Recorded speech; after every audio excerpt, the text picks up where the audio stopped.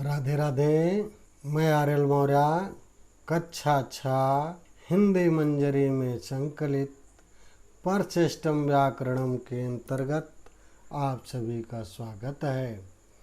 आइए आज हम लोग इस वीडियो के माध्यम से पढ़ेंगे वर्ण परिचय। तो चलिए बिना विलंब किए शुरू करते हैं।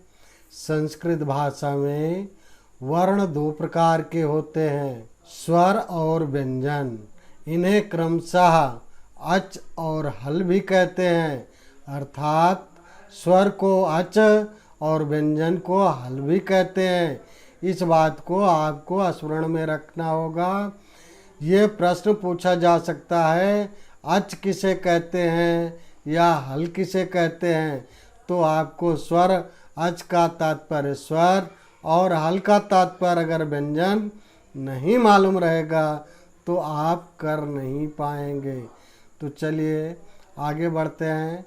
देखिए स्वर के अंतर्गत कौन कौन से वर्ण आते हैं।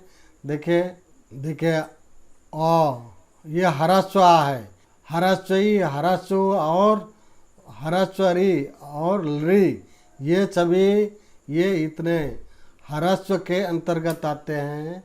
इसको आपको स्मरण में रखना होगा। ये ह्रस्व ह्रस्वी, इसे हम बहुत छोटी कक्षाओं में या प्राइमरी की कक्षाओं में बचपन में इसे छोटा, छोटी, छोटा ऊ और छोटे री या री, छोटे री के नाम से जानते थे। लेकिन अब इसे देखिए, अब छोटी कहने के बजाय ह्रस्व ह्रस्वी, ह्रस्व और ह्रस्वरी और री के नाम से जानते हैं। और देखिए अब ये रहा, ये लिखा भी गया। और ये दीर्घ आ, दीर्घ ई, दीर्घ उ, और इसी प्रकार से ये दीर्घ मात्राओं के नाम से जाने जाते हैं। देखिए ये यहाँ पर मिस प्रिंट हुआ है, ये देख रहे हैं। और यहाँ पर होना चाहिए था ह्रस्व, दीर्घ उ के बाद होना चाहिए था दीर्घ री, और यहाँ पर केवल ह्रस्व ई छप गया है, ई का पहचान छप गया है।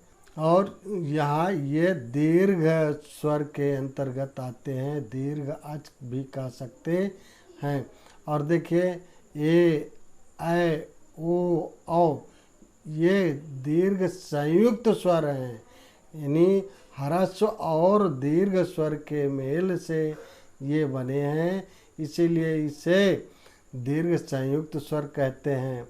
अब और इसमें थोड़ा सा देखें, अ, अंग और आ भी होते हैं, जो इस प्रकार से कहे जाते हैं।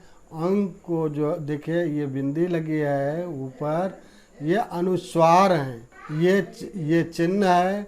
और इसके बाद देखें आ है, आ को विसर्ग कहते हैं, और इन दोनों को मिलाकर आयोग वा कहे जाते हैं ये दोनों। और देखिए स्वर दो प्रकार के होते हैं, इस बात को भी जाने। एक अनुनासिक स्वर, अनुनासिक देखिए ऐसे स्वर जो नाक की सहायता से बोले जाते हैं वह अनुनासिक स्वर कहलाते हैं, और जो नाक की सहायता से नहीं बोले जाते हैं वह निरअनुनासिक कहे जाते हैं। निरअनुनासिक यानी बिना चंद्र बिंदु के जो होते हैं वह निरअनुनासिक, बिना चंद्र बिंदु के। तो इस बात को आप जानते रहें। ये सभी अच कहलाए, ये स्वर जो है अच कहलाते हैं। और अब इधर थोड़ा सा हम और पीछे लौटते हैं। देखिए इसी के बगल में व्यंजन भी दिया गया है। अब इसको जो है क्या कहते हैं, अब इसको कहा जाता है व्यंजन। स्वर और व्यंजन, स्वर को अच कहते हैं, व्यंजन को हल कहते हैं। देखिए का, खा, गा, घा, अंगा, ये का वर्ग कहलाता है। ये पांचों वर्ण का वर्ग कहलाते हैं। और फिर चा, छा, जा, झा, और फिर यहाँ है, यहाँ पर छपा नहीं है, ये चा वर्ग कहलाता है। और फिर देखें टा ठा डा ढा अड़ा, ये टा वर्ग कहलाता है। और फिर ता था दा धा न, इसके शुरू में ता है इसलिए ता वर्ग कहलाता है। देखिए शुरू के प्रारंभिक वर्णों को लेकर के उन्हीं के नाम से वर्ग का नामकरण कर दिया गया। जैसे इसको का वर्ग कह दिया गया, इसको चा वर्ग कह दिया गया, और इसको टा वर्ग कह दिया गया, इसे ता वर्ग कह दिया गया।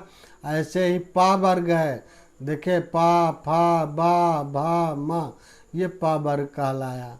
और फिर इसी के बाद आगे देखेंगे है या वा रा ला, या वा रा ला, ये यण है, ये अंतस्थ वर्ण कहे जाते हैं। और फिर देखें वैसे आपने पढ़ा है या रा ला वा, वाह यहाँ होना चाहिए था, फिर भी जो है जो भी है या वा रा ला ये यण है। अब इसे जानते रहें, ये अंतस्थ व्यंजन भी कहे जाते हैं, अंतस्थ वर्ण भी, इसे आप जानते रहें। और देखें सा, ये तालव्य सा कहलाता है, ये मूर्धन्य सा, ये दंती सा, और ये है ही।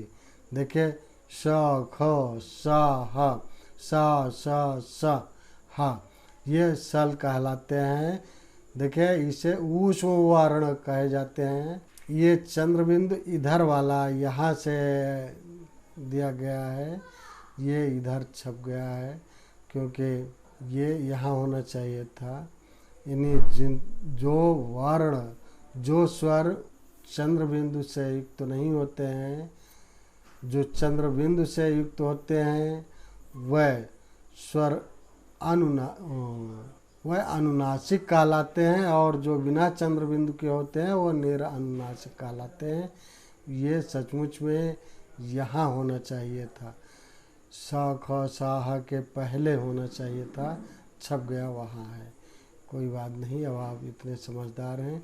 अब देखिए अब आपको देखें यहाँ पर ये छतरी वाला छा दिया गया, छा, और फिर क धन, देखें मूर्धन सा है। ये इन दोनों वर्णों के मेल से ये छा निर्मित होता है, इसीलिए ये संयुक्त व्यंजन है। त्रा है, ता अधता है और पूरा रा है।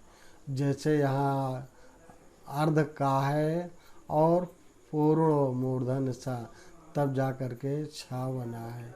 और आप हो सकता है लोग भूलवश जो है सोचते हैं कि इसमें वो छा छड़ी वाला हो मिल करके बना, ऐसा नहीं है। और त्रा भी देखें, त्रा में अर्धता और पूर्णरा है। और देखें ज्ञा में जो है ये अर्ध जा और यहाँ होना चाहिए था, ये यहाँ मिसप्रिंट हुआ है, यहाँ होना चाहिए था, यहाँ छपा नहीं है। ये इतने जो है संयुक्त व्यंजन है। तो इस वीडियो में इतना ही। वीडियो को लाइक करें, शेयर करें। हाँ, आपको बता दें इसके बाद के वीडियो में हम लोग संधि विचार पढ़ेंगे।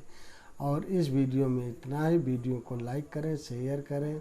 चैनल पर नए हैं तो सब्सक्राइब करें। सब्सक्राइब करने के बाद बेल आइकन ज़रूर प्रेस कर दें। बेल आइकन प्रेस कर देने पर मेरी वीडियो जैसे ही अपलोड होगी उसकी नोटिफिकेशन तुरंत आपके मोबाइल पर मिल जाएगी।